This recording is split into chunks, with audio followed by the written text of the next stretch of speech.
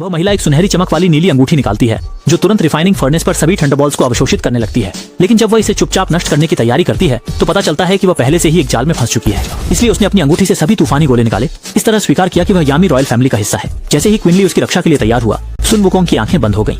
Song फिंगयू ने अचानक हाथ डालकर उन्हें अलग कर दिया, क्योंकि किनले के शरीर में अंतरिक्ष आत्मा की ऊर्जा थी, जिससे वह अन्य लोगों को किनले के हमले को रोकते हुए अवसर देता है। वह तुरंत लिंगवांग का प्रयोग करता है, जिससे वह दुनिया में फंस जाता है। शुक्र है कि किनली अब वान चियांग की स्थिति के शिखर पर है। आम आदमी इसे नहीं पकड़ सकता। बिजली के बल से वह बारिश में भीगे शरीर पर के जाल को तोड़ देता है। उसने तुरंत स्पिरिचुअल टूल खोला और यूशी के साथ सफलतापूर्वक भाग गया। जब उसने देखा कि भावनात्मक उतार चढ़ाव के कारण उसकी आंखें और बाल बदल रहे थे, तो किनली ने हार नहीं मानी। इसके विपरीत वह उसे पहले से भी अधिक सुंदर मानते हैं, लेकिन अब जब उसकी पहचान सार्वजनिक हो गई है, लिन परिवार के लोग उसे निश्चित रूप से मार डालेंगे। इसलिए किनली ने अपने खाली समय में उपकरणों पर चांद के अध्ययन में जो खोज की थी उसे जारी किया। जिस समय वे सप्तशत घाटी की ओर बढ़ रहे थे, यूमिंग वंश के महान पुजारी ने यूमिंग राजवंश के रक्त के पुनरावृत्ति को महसूस किया। नेथरवर्ल्ड चैनल से निकलकर रेन लाइन के निशान का पीछा किया। कुछ ही समय में उसने पूर्व की ओर एक आदेश जारी किया। सभी नेथरवर्ल्ड जाति ने विंग्ड हाथों पर सवार होकर पूर्व की ओर जाने की ठानी। ये सोचकर भी नहीं देखा गया कि मानव जाति की सेना शक्तिशाली और अफ्रीका की सवारी पर उनकी ओर आ रही थी। दो जातियों के बीच एक अभूतपूर्व युद्ध एक पल में शुरू हो गया। जब रेन लाइन और किनलिए पहुंचे तो लिन गांव के लोग पहले ही मारे जा चुके थे। अपनी सबसे प्यारी बहन को अपने सामने धीरे धीरे रोते हुए देख रहे थे। भारी दुख ने यूशी की मुहर को पूरी तरह से खोल दिया। धरती फट गई और तेज हवाएं चलीं। उसकी बहन के हत्यारे को तुरंत अपनी स्थिति मजबूत करनी पड़ी। फिर आसपास के घर ढहाने लगे। यूशी ने अपनी शक्ति का उपयोग करते हुए अनगिनत पत्थरों को उस व्यक्ति पर फेंक दिया, जिससे वह तुरंत बेजान हो गया। इसी समय यूशी की वजह से आया अजीब दृश्य भी आकाश में बड़ी लड़ाई लड़ रहे मानव जाति के नेता और स्पिरिट वर्ल्ड के लोगों को चौंका दिया। कुछ ही मील के दायरे में एक गहरा गड्ढा था, जहाँ से 9 डार्क सेक्रेट बुक को बुलाया गया था और वो उसके हाथों में वापस आ गई थी। उसे निश्चित रूप से यूमिंग जाति को फिर से उठाना था, ताकि वे लोगों के साथ एक ही धूप में रह सकें। बस एक नजर में महिला ने तुरंत आदमी की चेतना में घुसपैठ कर ली। एक छोटा लड़का चिल्लाते हुए मूर्ति से बाहर निकला। उसका पूरा शरीर फफूंद से ढका हुआ था। उसे शक्ति को नियंत्रित नहीं कर सकता। इस समय एक छोटी लड़की अचानक प्रकट होती है और फिर तेजी से एक छोटे लड़के को जमीन पर धकेल देती है, उसके कानों में लगातार फुसफुसाते हुए कि कुछ नहीं हुआ है, डरो मत। अजीब बात है कि लड़का वास्तव में धीरे धीरे शांत हो गया। हालांकि जब वे इसकी जांच करने की तैयारी कर रहे थे तो किनलिए ने सबसे पहले अपने विचार से नाव को छोड़ दिया। उसके बाद उसने सोंग टिंगयू की चेतना में आक्रमण किया। उसे नहीं पता था कि अंदर के लोग उसके प्रति बहुत शत्रुतापूर्ण थे। उसे खत्म कर देने की इच्छा होती है। उसने यह बात किनलिए बताई और उन्होंने पाया कि उन तीनों की एक ऐसी पहचान है जो उन्हें नहीं पता थी। किनलिए दिमाग में यिलिंगझू के बारे में सोचते हुए उसकी उत्सुकता बढ़ती जा रही है। इसलिए वह अपनी गहरी चेतना में फिर से जाने के लिए यूशी के साथ सहमत होता है और वहाँ पहुँचने पर यूशी एक नई जगह पर पहुँचता है। एक आदमी को एक जादुई मोती के भीतर बांधा गया था और चारों ओर 4 लोग खड़े थे। उसने सिर्फ ये पूछा कि आप लोग कौन हैं। उसे क्या पता था कि चारों लोग एक साथ पलटकर उसे घूरने लगेंगे। इसी बीच गोमुलिये ने अपना सिर उठाया। बारिश में एक सोल्जर की ओर एक लाल रोशनी निकालते ही वो अपनी चेतना से बाहर फेंक दिया गया और उसे काफी चोट भी आई। उसने अपनी चेतना में देखी गई चीजों को किनलिए और उसके पिता को बताया और किनलिए पूरी तरह से चोटिल हो गए और उन्होंने उसे इस तरह की क्षमता का फिर से इस्तेमाल न करने की सख्त हिदायत दी। यिलिंगझू के लिए दूसरे तरीके भी सोचे जा सकते हैं। जरूरी काम यह है कि कल मनुष्यों के साथ सहयोग है। वह नहीं जानते थे कि यह एक जाल है, इसलिए उन्होंने निर्वाण दर्पण के सुधार के लिए जो सहायता कर सकती है उसके बदले में अपने लोगों का आदान प्रदान किया।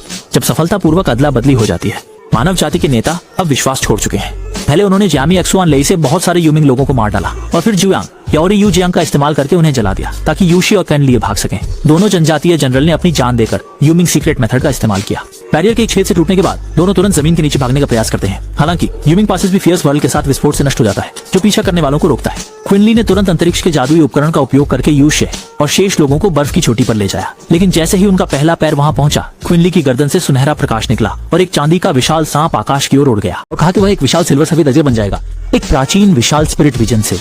क्योंकि इंसानों को बहुत ज्यादा खाना पसंद था, इसलिए एक मजबूत व्यक्ति ने उसे वश में किया और हाल ही में मजबूत व्यक्ति ने उसे छोड़ दिया। क्विनली बिजली की तालाब की शक्ति को पीने में मदद करने के लिए उसके आने का कारण था कि उसने उन पर आने वाली बड़ी मुसीबत का एहसास किया। जब क्विन अस्थिर हो गया, तब एलायंस ने आगे बढ़कर रोकने का प्रयास किया।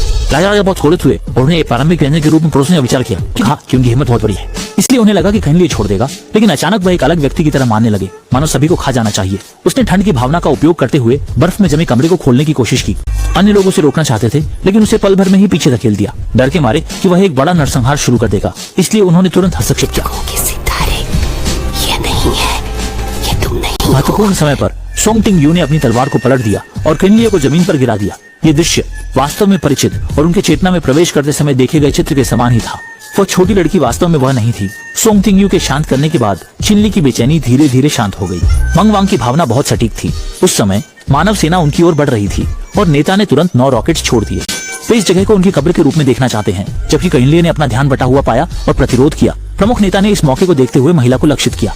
एक अचानक हमले ने फेदर मास्टर को गंभीर रूप से घायल कर दिया। बर्ड हंटर इतना गुस्से में था कि उसने फैसला किया, आज सब कुछ खत्म कर देना है। बड़ी मात्रा में बर्फ के जादू से ये लड़ाई आखिरकार खत्म हो गई। आसपास के बर्फ में जमे हुए विशाल जीवों में से जागने के संकेत दिखाई दिए, लेकिन एक पल में ही सब कुछ फिर से शांत हो गया। यह था कि अत्यधिक ठंड का मास्टर, साथ ही एक तलवार जो खुद को आसमान की तलवार के पहाड़ की छठी तलवार के रूप में बताती है, दोनों आए थे। उनका लक्ष्य बहुत सरल था।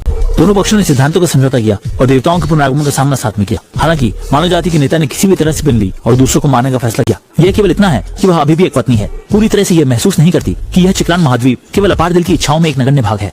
वे यिंग ने गॉड रेस के स्वॉर्ड्समैन का फैसला किया कि कुछ युवा प्रतिभाओं को उपद्रव के स्थान पर परीक्षण के लिए चुना जाए। सबसे पहले क्वीन लीड का चयन किया गया, फिर यूशी का, लेकिन यूशी ने मना कर दिया क्योंकि अंडरवर्ल्ड जाति को इसकी आवश्यकता थी। इस बार दोनों को फिर से अलग होने का दर्द सहना पड़ा।